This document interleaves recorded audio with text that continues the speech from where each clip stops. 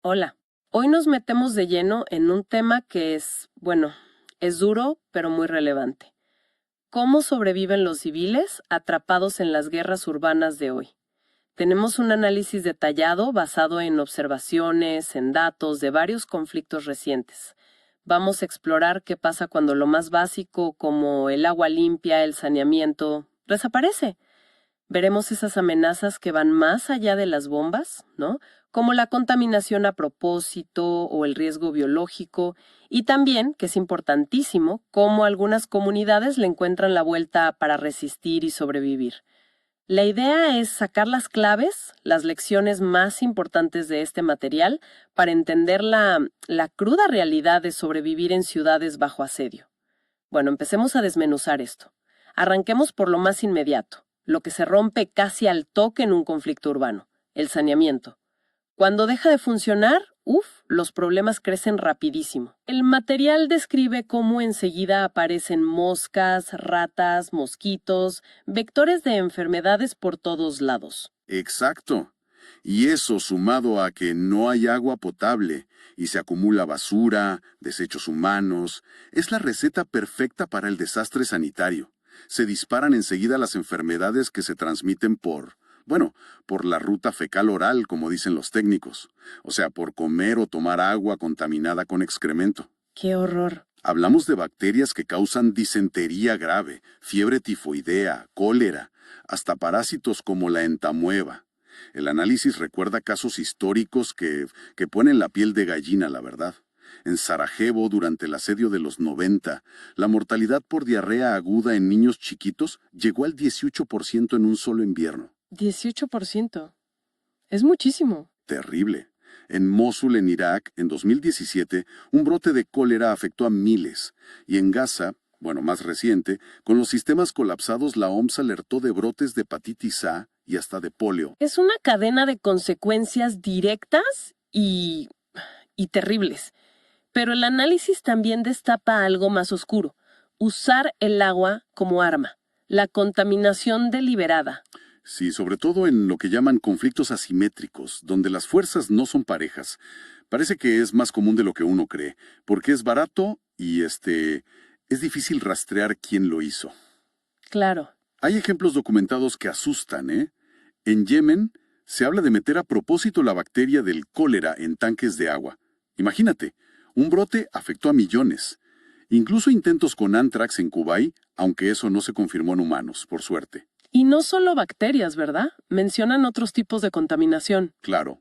En Donetsk, Ucrania, detectaron un pico tremendo de plomo y arsénico en el agua. Parece que por disolver baterías y residuos industriales a propósito. ¡Qué locura! En Jersón, también en Ucrania, después de una retirada militar, encontraron cesio-137, material radioactivo de bajo nivel, en el acueducto. No te mata al instante, pero causa daño genético a largo plazo y un miedo psicológico tremendo. Uf.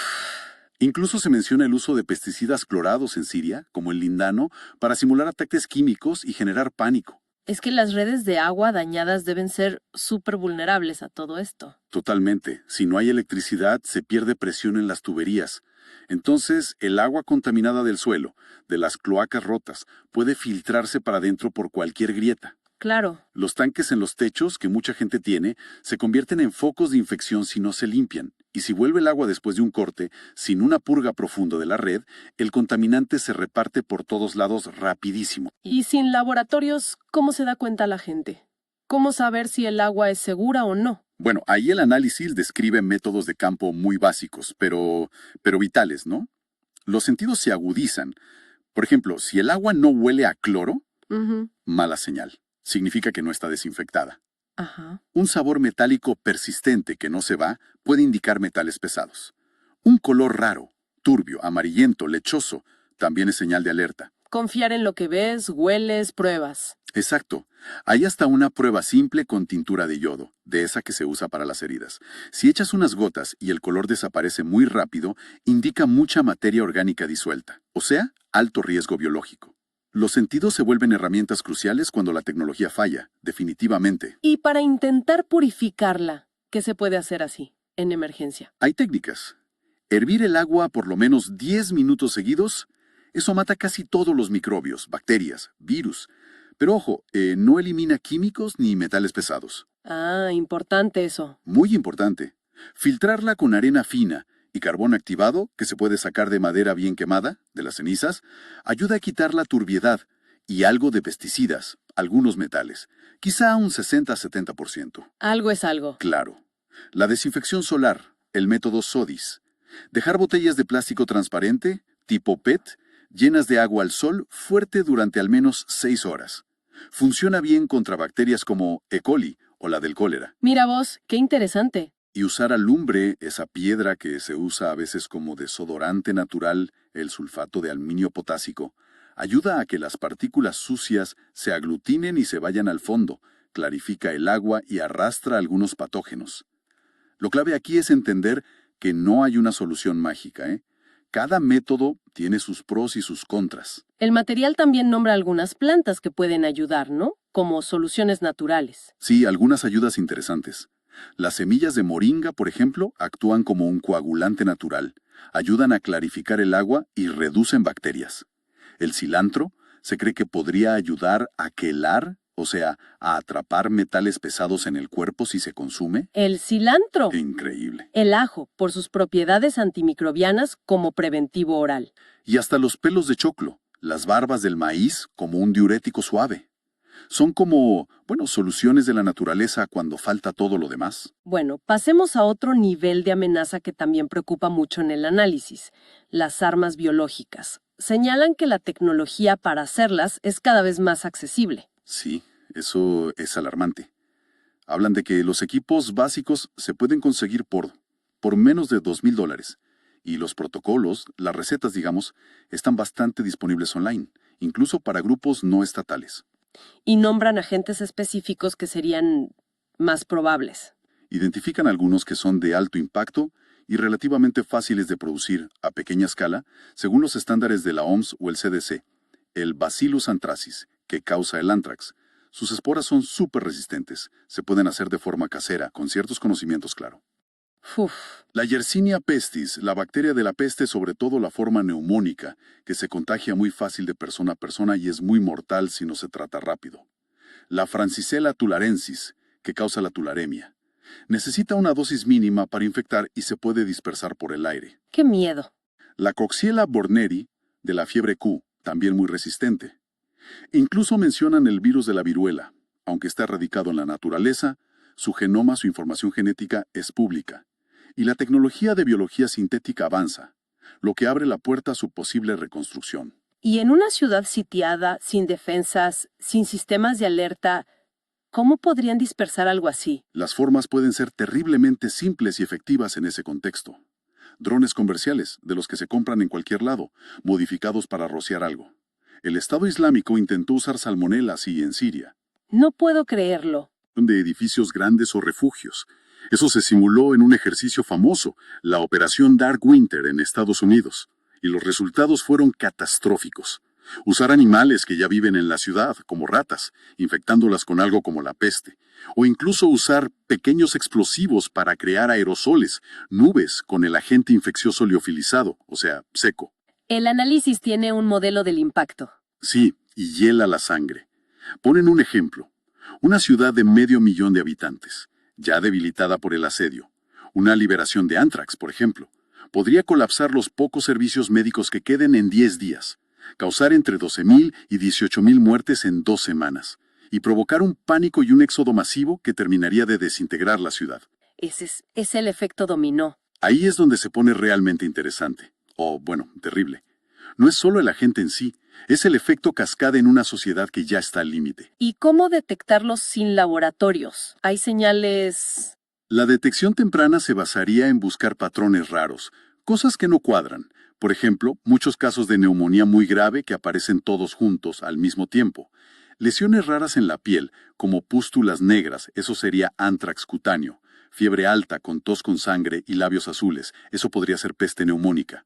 Incluso la muerte masiva de animales en una zona podría ser una señal de alerta temprana. Es estar muy atentos a lo inusual. Exacto. Pero bueno, más allá de estos ataques deliberados, que son aterradores, El análisis también insiste en que la guerra normal, digamos, los bombardeos convencionales, dejan una herencia tóxica que dura muchísimo.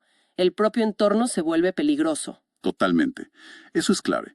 Las municiones que usan uranio empobrecido, como se vio en Kosovo o Irak, dejan partículas radioactivas que tienen una vida media larguísima. Duran siglos contaminando. Siglos. Los explosivos que no detonan, quedan ahí tirados, como el TNT o el RDX, contaminan el suelo y el agua con sustancias tóxicas, mutagénicas, neurotóxicas. La destrucción de aparatos electrónicos libera una sopa de metales pesados, plomo, mercurio, cadmio, arsénico. Todo eso va al suelo, al agua. Exacto. Los incendios industriales, como el de la acería de Mariupol que mencionan, llenan el aire de dioxinas, furanos, cromo hexavalente, venenos muy potentes. Incluso armas como las termobáricas o el fósforo blanco dejan residuos metálicos tóxicos. Y todo eso se queda ahí, ¿no? No desaparece. No, y se mueve, y persiste.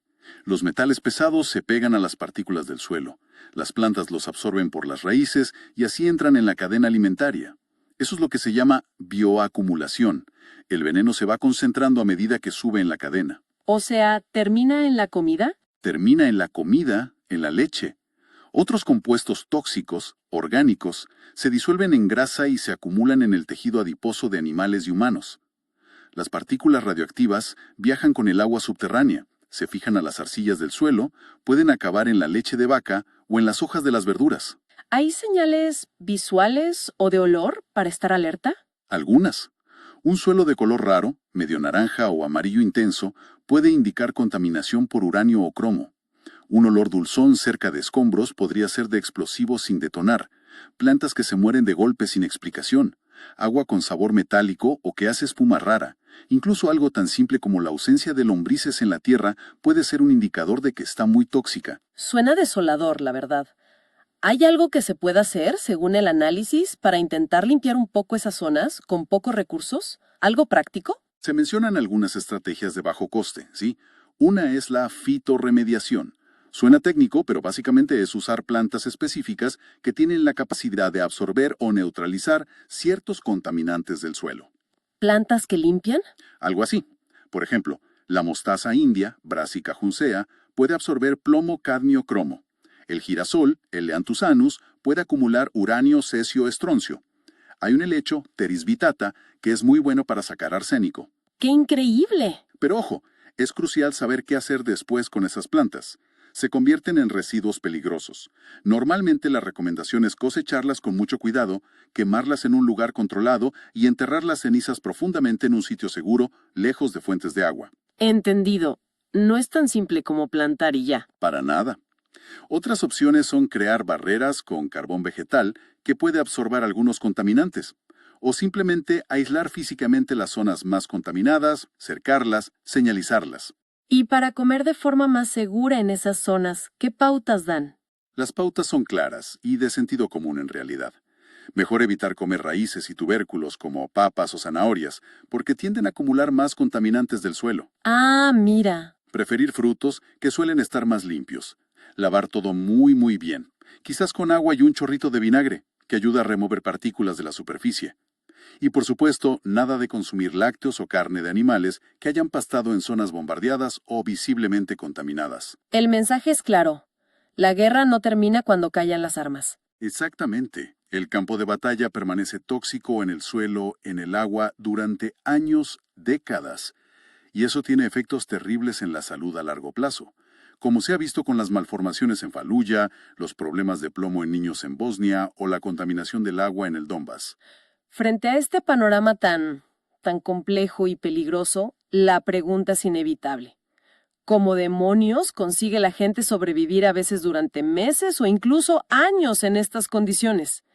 El análisis también mira eso, ¿no? Las estrategias prácticas que surgen desde abajo. Sí, son fascinantes por el ingenio que demuestran. En cuanto a la comida, por ejemplo, cuando las tiendas están vacías, los suministros cortados, la gente recurre a lo impensable a veces. ¿Cómo qué? Microcultivos de brotes dentro de casa. Necesitan poca luz, poco espacio. Cultivar papas en sacos en balcones, en patios pequeños. La cría de insectos. Insectos. Sí, grillos, gusanos de la harina, tenebrios, son una fuente de proteína muy eficiente, sostenible en esas condiciones. Y por supuesto, aprender a identificar y recolectar plantas silvestres comestibles que crecen hasta entre las ruinas. Ortigas, diente de león, quelites. Hay muchas plantas urbanas que son nutritivas si sabes reconocerlas. Hay que volverse un experto en botánica urbana, casi. Prácticamente. Y en cuanto a la seguridad personal, sin ejércitos ni policía que protejan, la clave es la defensa pasiva. Volverse invisible, básicamente. ¿Cómo? Camuflaje para evitar drones térmicos, por ejemplo, con lonas húmedas o tierra. Barricadas improvisadas con sacos de arena, escombros, para protegerse de la metralla. Reducir al mínimo el ruido, la luz, y tener siempre preparadas varias rutas de escape, refugios alternativos. Redundancia le llaman. ¿Y la comunicación? Sin internet, sin teléfonos. ¿Cómo se mantienen conectados? Es otra línea vital que hay que reinventar. El material describe sistemas asombrosos que se han usado. Redes de mensajeros humanos, gente que se pasa información de mano en mano corriendo riesgos enormes. Se vio en Alepo, en Sarajevo. Impresionante. Radios de onda corta de baja potencia, a menudo usando códigos sencillos para proteger la información. Pizarras comunitarias en lugares seguros, donde se deja información vital, estado de los recursos, alertas, y algo fundamental que remarcan, un protocolo de verificación. ¿Cómo es eso? No creerse nada a la primera. La desinformación y los rumores son un peligro enorme en esas situaciones. Entonces, la regla es, confirmar cualquier información importante por al menos 2 fuentes independientes y confiables antes de actuar o de pasarla a otros. La confianza y la información fiable se convierten en recursos tan valiosos como el agua o la comida. Pero el análisis va más allá de lo material, de lo técnico. Se mete en un terreno muy delicado, el comportamiento humano bajo esa presión extrema, y señala patrones que pueden llevar a una comunidad a autodestruirse. Exacto. Y lo enfoca no como un juicio moral, sino como una dinámica observada, un fenómeno casi sistémico. Se ve cómo puede colapsar la ayuda mutua, la reciprocidad que nos mantiene unidos en tiempos normales. Y surge la competencia. Una competencia feroz, no solo por comida o agua, sino por cualquier recurso, incluso por estatus o información, que son recursos simbólicos pero vitales. Se puede llegar a agotar desesperadamente los recursos locales, como talar todos los árboles de un parque para tener leña, sin pensar en el mañana. Y mencionan el rechazo a información. Sí, un fenómeno muy peligroso, el rechazo a información que no gusta o que asusta. Negar que hay una epidemia, negar que el agua está contaminada, minimizar los riesgos. Es un mecanismo de defensa psicológico quizás, pero puede ser letal para el grupo. El análisis habla de umbrales críticos, ¿no? Puntos de no retorno casi. Sí, es realmente interesante eso. Sugiere que hay ciertos umbrales. Por ejemplo, si la desconfianza dentro del grupo supera, digamos, un 40%, la violencia interna se dispara y la cooperación se hace casi imposible. Si la falta de agua potable segura se prolonga más de unos 14 días, las normas básicas de higiene colectiva tienden a abandonarse. ¡Qué preciso! Si no llega información fiable del exterior durante más de 3 semanas, pueden surgir líderes mesiánicos o ideas muy peligrosas que llenan ese vacío. Y si muere un porcentaje muy alto de niños, digamos más del 25%, la comunidad puede entrar en una especie de ague, de desesperanza colectiva, perder la visión a largo plazo y enfocarse solo en la supervivencia individual del día a día. Y eso activa círculos viciosos. Exacto. Lo que llaman bucles de retroalimentación positiva destructiva. La escasez genera violencia por los recursos, esa violencia destruye más recursos o impide conseguirlos, lo que crea más escasez. El miedo lleva al aislamiento. El aislamiento lleva a tomar peores decisiones porque no hay información compartida. Esas malas decisiones generan más miedo. Es una espiral descendente. Totalmente. La enfermedad genera estigma, el estigma dificulta el cuidado y el aislamiento de los enfermos, lo que facilita que la enfermedad se extienda. Y lo impactante que remarca el análisis es que estos patrones parecen darse independientemente de la cultura, de la educación previa, de la ideología. Son casi como una respuesta del sistema social al estrés extremo y prolongado. Qué duro escucharlo así, tan crudo. Pero, ¿hay luz en esa oscuridad? ¿Documenta el análisis también qué hacen las comunidades que sí logran resistir? ¿Las que no caen en esa espiral? Sí, afortunadamente sí. Y es igualmente importante entender esos factores de resiliencia. Se observan patrones clave en las comunidades que aguantan mejor. Por ejemplo, mantener y valorar roles funcionales que no son necesariamente de combate. ¿Cómo cuáles? Médicos, enfermeras, técnicos que saben arreglar cosas, maestros que intentan mantener alguna rutina para los niños, gente que aporta habilidades concretas y ayuda a mantener una identidad funcional, un propósito más allá de la mera supervivencia. Mantener la estructura social, digamos. Exacto. Establecer rutinas diarias, aunque sean mínimas, como reuniones breves al amanecer para coordinar tareas, compartir información verificada, tomar decisiones rápidas.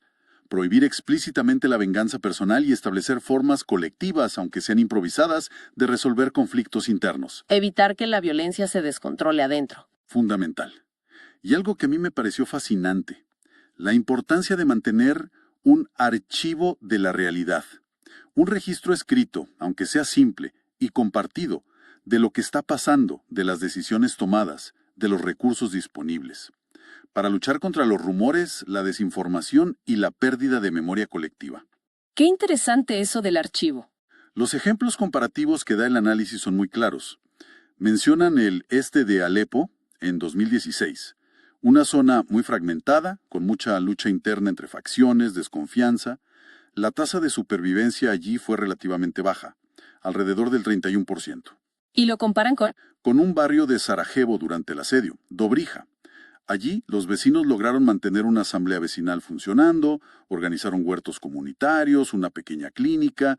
Hubo problemas, claro, pero mantuvieron un nivel de organización y cohesión mucho mayor.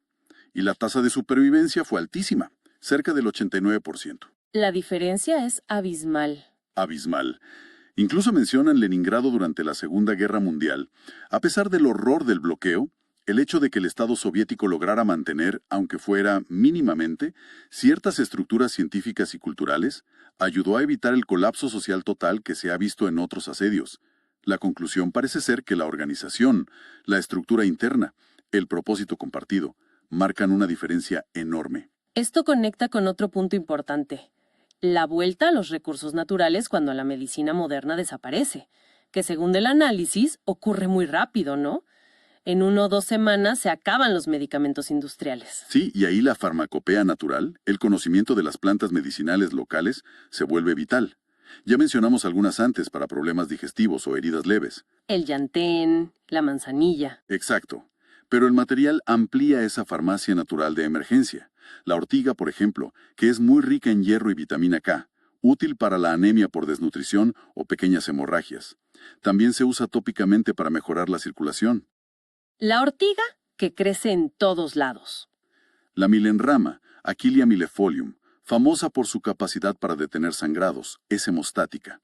La consuelda, Symphytum officinale, que ayuda a regenerar tejido conectivo, útil para fracturas, esguinces, úlceras. Pero mucho cuidado con esta. El análisis es claro, no se debe ingerir, puede ser tóxica para el hígado, solo uso externo. Importante aclaración. Importantísimo. Incluso mencionan hongos que pueden crecer en entornos urbanos. El moho verde azulado del pan o la fruta, Penicillium chrysogenum, de donde salió la penicilina. Se podría hacer un extracto casero muy básico para aplicar en heridas infectadas por bacterias gram positivas, obviamente con muchos riesgos y solo para uso tópico. Es medicina de último recurso. Totalmente. Y otros hongos que crecen en madera, como la cola de pavo, Trametes versicolor o el reishi, Ganoderma lucidum, que tienen compuestos que podrían ayudar a modular el sistema inmune o reducir la inflamación, según la medicina tradicional y algunos estudios. ¿Y para síntomas más críticos? Citan remedios tradicionales bien conocidos. La corteza de sauce blanco, Salix alba, para el dolor y la fiebre. Es la fuente natural de la aspirina. La corteza de roble, Quercus robur, muy astringente para diarreas severas. Hojas de tomillo, Thymus vulgaris, por sus aceites esenciales, para infecciones respiratorias en infusión o vaporizaciones. Y flores de lúpulo, Humulus lupulus, el de la cerveza, que tiene efectos sedantes para la ansiedad o el insomnio extremo. Es volver a un conocimiento ancestral, básicamente. Sí, pero, y esto es vital, lo recalcan mucho, usar estas plantas en un entorno urbano contaminado como el que describimos antes es un riesgo en sí mismo. No es lo mismo recolectar en el campo limpio que entre escombros. Claro, por la contaminación del suelo. Exacto. El protocolo de recolección segura es clave. Evitar áreas cercanas a carreteras, industrias bombardeadas, escombreras, buscar en parques centrales si los hay, patios interiores, incluso tejados si tienen vegetación. Intentar estar al menos a 50 metros de focos de contaminación obvios. Y lavar todo muy bien, imagino. Lavar todo a conciencia. Quizás con la solución de agua y vinagre que mencionamos antes, una parte de vinagre por 3 de agua, para remover partículas superficiales, polvo tóxico. Y siempre que sea posible, cocer las plantas antes de ingerirlas, aunque sea brevemente. Eso puede reducir la carga de metales pesados solubles entre un 30 y un 50%. No es perfecto, pero ayuda. El análisis hasta sugiere la idea de tener un kit de supervivencia, ¿no? Como para empezar un pequeño botiquín viviente. Sí, mencionan la idea de un banco de semillas de emergencia con unas 10 especies clave, fáciles de cultivar y con múltiples usos medicinales básicos. Nombran ajo, caléndula, manzanilla, menta, equinacia, llantén, ortiga, salvia, milenarma, sauco, plantas resistentes y versátiles. Y citan ejemplos históricos concretos de su uso en conflictos recientes. Llantén con miel para curar heridas en Sarajevo, caléndula para quemaduras en Alepo, infusión de ortiga para la anemia en Gaza. Muestra que no es teoría, que la gente recurre a esto. Bueno, hemos cubierto muchísimo. Entonces, ¿qué significa todo esto si intentamos resumir? La supervivencia en una guerra urbana es un desafío gigantesco, con muchísimas caras. Multifacético, ¿sí? Hay que lidiar con la falta de agua, con las enfermedades que explotan, hay que protegerse de los ataques directos, pero también de esa contaminación invisible que queda después, durante años. Hay que ser increíblemente ingenioso para encontrar comida y medicinas donde parece no haber nada. Adaptarse constantemente. Y quizá lo más difícil de todo, hay que mantener la unión, la confianza dentro del grupo, evitar que el miedo, la desesperación, la competencia destruyan a la comunidad desde dentro. Exacto. Y creo que lo más potente que sugiere este análisis, al detallar protocolos, recursos, umbrales de decisión, todo basado en lo que se ha observado en crisis reales, es que incluso en el peor escenario imaginable, la planificación, aunque sea mínima, la organización colectiva, la disciplina, no son lujos, son herramientas de supervivencia fundamentales. Marcan la diferencia. Pueden marcar la diferencia entre resistir o colapsar como grupo. Lo fascinante aquí es cómo todo esto apunta a que, incluso en la desolación más absoluta, esa capacidad humana de organizarse metódicamente, de gestionar la información de forma colectiva, de cooperar, puede ser tan vital como encontrar agua o un refugio seguro. Es la estructura contra el caos. Algo así. Y esto nos deja una pregunta importante, creo yo. ¿Qué nos dice realmente esta capacidad que a veces emerge para crear estructura para la cooperación informada en medio del caos más absoluto, sobre los verdaderos límites de nuestra resiliencia como especie, y sobre la importancia fundamental de esa cooperación basada en información fiable? Es algo para quedarse pensando, ¿no?